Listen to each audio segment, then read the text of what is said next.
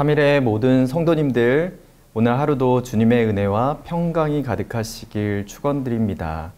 오늘 매일 성경 본문으로 함께 말씀의 은혜를 나누도록 하겠습니다.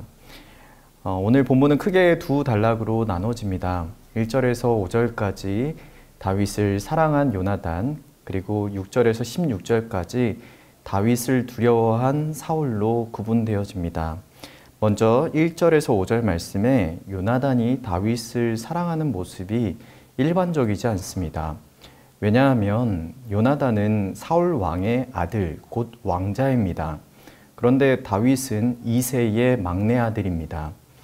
여러분, 우리가 사무엘이 이새의 집에 와서 아들 중에 한 명에게 기름을 부으려고 했을 때 이새는 다윗을 그 자리 가운데 부르지 않았습니다.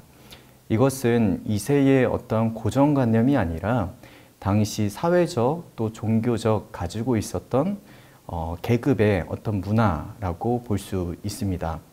곧 요나단은 왕의 자녀인데 다윗은 가정에서조차도 그런 어떤 인정을 받지 못하는 계급으로 있었던 사람입니다. 또한 다윗이 이미 사울 왕 곁에서 수금을 타는 일을 했습니다. 여러분, 왕 곁에서 수금을 탔다는 것은 왕의 종이었다는 것입니다. 지금 왕의 아들인 요나단이 사울 왕의 종인 다윗을 사랑하고 있는 것입니다. 그리고선 그 사랑이 호의로 베풀어지는 것입니다. 또한 요나단은 이 다윗과 언약을 맺게 되는데요. 이 언약은 요나단의 주도 아래 언약을 맺게 됩니다.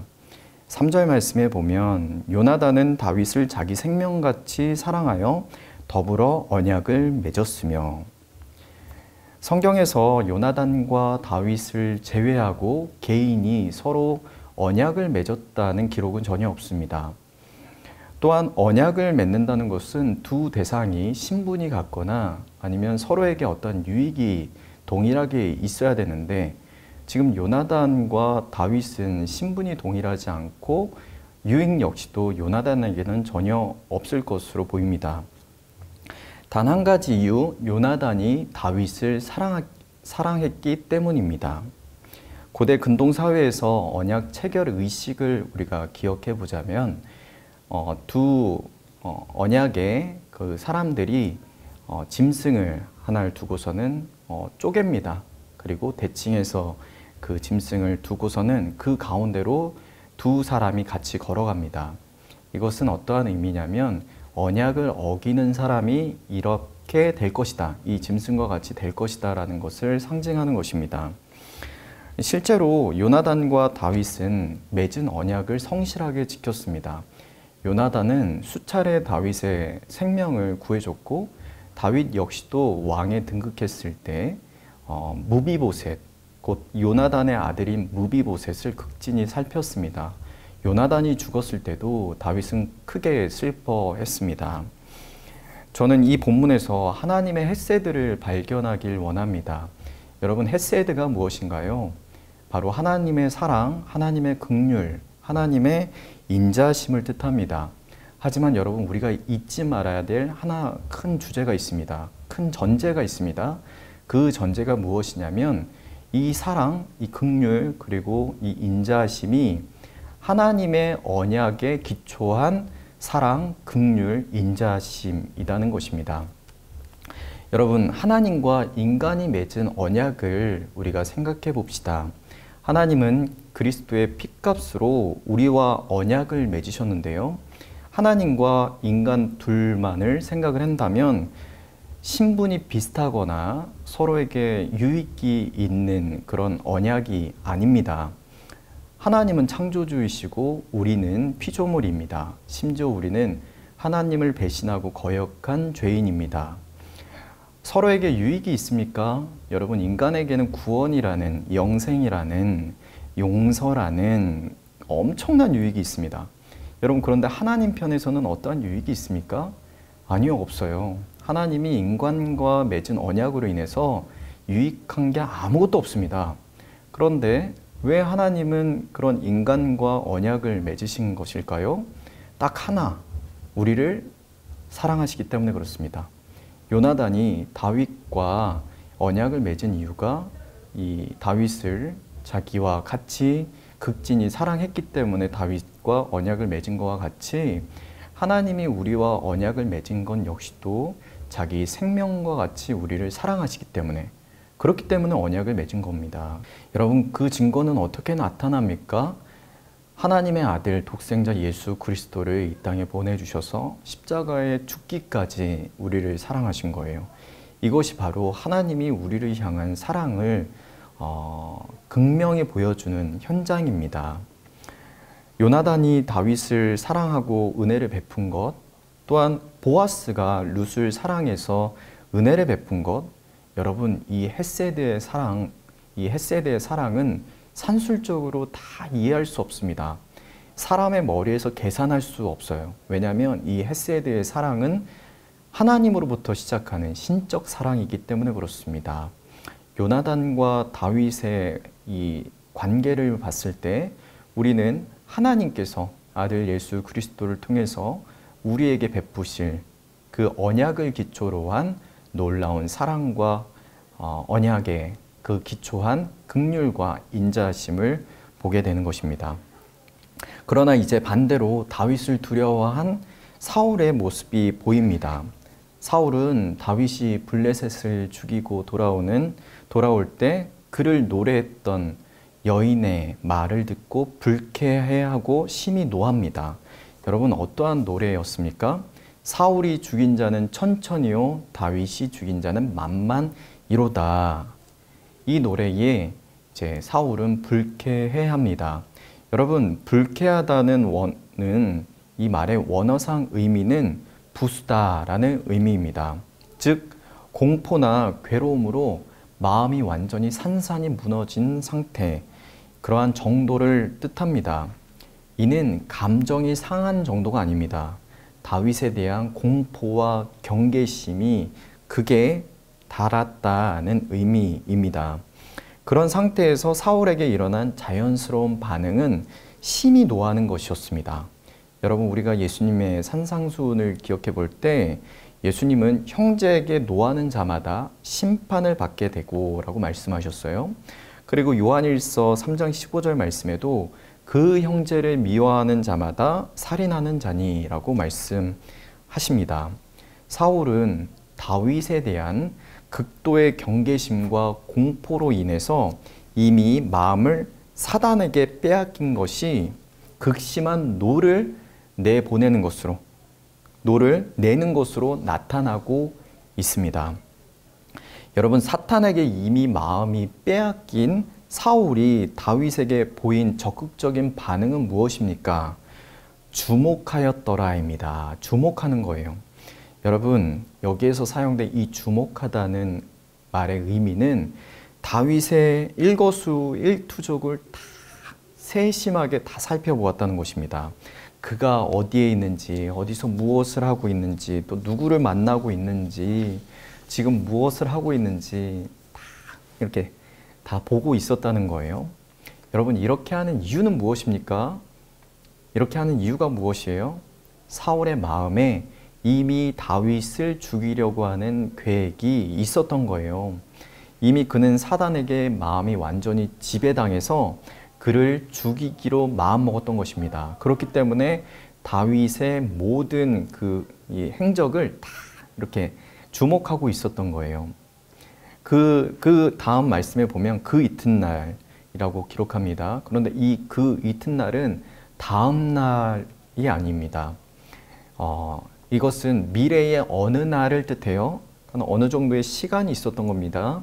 사탄이 사울의 마음을 지배하여서 이제 다윗을 죽이기로 결심하고 마음을 완전히 이제 이렇게 빼앗겼던 그 시간이 있었다는 것입니다.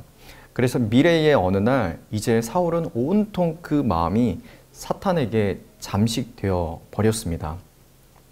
본문 10절 말씀에 보면 그 이튿날 하나님께서 부리시는 악령이 사울에게 힘있게 내림에 그가 집 안에서 정신없이 떠들어대므로 다윗이 평일과 같이 손으로 수금을 타는데 그때에 사울의 손에 창이 있는지라.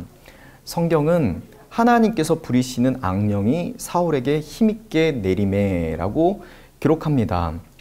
여러분, 하나님께서 악령을 사울에게 강하게 내리셔서 그가 결국 다윗을 죽이게 만드셨다는 의미일까요?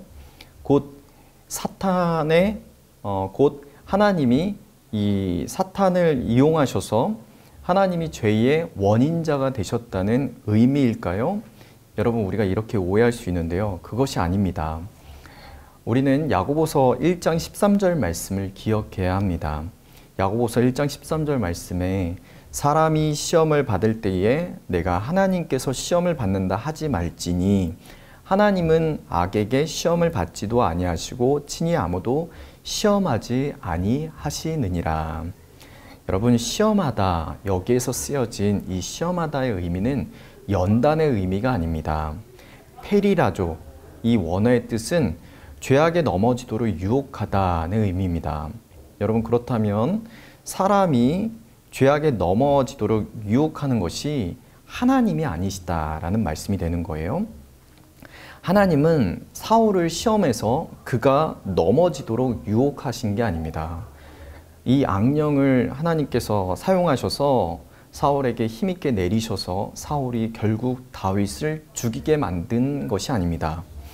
여러분, 그렇다면 이 말씀을 어떻게 이해해야 할까요? 우리가 기억해야 될 첫 번째가 있는데요. 악령조차도 하나님의 지배 아래에 있다는 것입니다.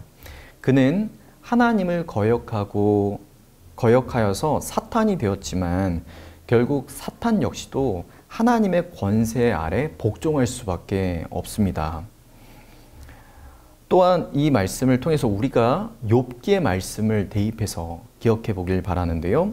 욥기의 말씀을 기억해 보면 사탄은 욥을 시험하고자 하나님께 허락을 받습니다. 하나님은 사탄을 시켜서 욥을 시험하신 것이 아닙니다. 사탄이 오히려 욥의 믿음이 거짓이라는 것을 보이고자 하나님께 허락을 받았던 것입니다. 곧 악령, 사탄은 이미 자신에게 마음을 다 잃어버린 사울, 또한 다윗에 대한 경계심과 공포심에 가득 차 있는 그 사울, 이미 마음에 다윗을 죽이려고 하는 계획을 품고 있는 사울에게 찾아가 마지막 시험을 하고 있는 것입니다. 욥은 사탄의 시험이 있을 때 자신을 변호하였다면 다윗은 사탄의 시험이 있을 때 완전히 무너진 모습을 보입니다. 오늘 본문 말씀에 보면 그가 집 안에서 정신없이 떠들어 대었다고 합니다. 완전히 사탄에게 지배를 받아 마치 귀신 들린 것과 같은 모습이었습니다. 그러한 그가 다윗에게 창을 던졌고 다윗은 그의 앞에서 2번이나 피했습니다. 여러분, 2번이나 피했다는 것은 전적인 하나님의 은혜로 그가 살았다는 의미입니다. 여러분, 한 번은 우연으로 피할 수 있지만 사울 왕 역시도 장군이었어요. 장군의 창을 2번이나 피했다는 것은 전적으로 하나님이 다윗의 생명을 지키고 계신다는 것을 보여줍니다. 여러분, 다윗이 극적으로 살아난 이후에 이제 사울은 다윗이 두렵기만 합니다. 여러분, 반대가 돼야 되지 않을까요? 사울 왕이 자신을 죽이는 적극적인 행동을 보였다면 다윗이 사울을 두려워해야 하는데 아니에요. 오히려 사울이 다윗을 두려워했다고 기록합니다. 여러분, 사탄은 하나님의 영에 붙들려 있는 하나님의 사람을 두려워합니다. 다윗에게 하나님이 함께하고 계시니 사탄이 두려운 거예요. 이제 이 사울 안에 지배하고 있는 이 사탄의 역사가 하나님의 영에 지배되어 있는 다윗을 이기지 못하고 두려워하고 있는 것입니다. 그리고 이스라엘 백성들 역시도 하나님과 함께하고 있는 다윗을 사랑합니다. 여러분, 다윗을 두려워하는 사울을 보면서 우리는 이 세상에 살아가는 그리스도인의 능력을 발견하길 바랍니다. 여러분, 우리가 크게 오해하는 것 중에 하나가 전능하신 하나님과 사탄의 힘이 비등하다고 오해하는 것입니다. 여러분 그것은 미디어의 영향이 크다고 생각해요. 어떤 영화 때문에 그렇게 오해하는 경우가 있어요. 그런데 오늘 말씀에서 보면 사탄은 하나님의 전 우주적인 통치와 권세의 지배 아래 있다는 것을 보게 됩니다. 또한 그의 두려움의 대상을 보게 되는데요. 누구인가요? 바로 하나님이 함께 하시는 사람, 하나님이 함께 하시는 다윗을 두려워하는 것입니다. 여러분 사탄이 지금 어떠한 능력을 가지고 하나님을 이렇게 대들고 있는 것이 아닙니다. 이미 자신의 종말을 알고 두려워하고 있는 거예요. 누구를요? 하나님을 두려워하고 있는 것입니다. 여러분 우리가 이 세상에서 살 수 있는 그 능력은 어디에 있습니까? 하나님 안에 있을 때, 하나님이 우리와 함께 하실 때 사탄은 우리를 두려워하게 됩니다. 여러분 이 세상은 아담과 하와의 범죄 이후에 사탄의 지배 아래 있습니다. 그런데 우리가 하나님과 함께하고 있다면 사탄의 지배 아래 있는 이 세상이 우리를 두려워하게 됩니다.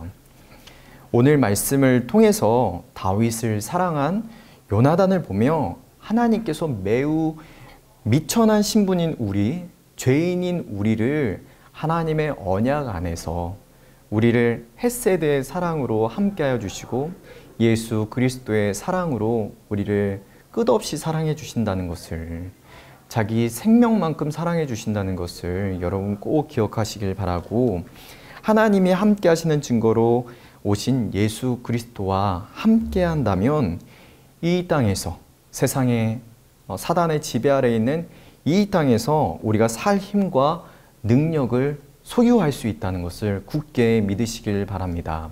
사랑하는 3일의 모든 성도님들, 오늘 하루도 이 말씀을 기억하며 살아가시는 축복된 날이 되시길 축원드립니다. 감사합니다.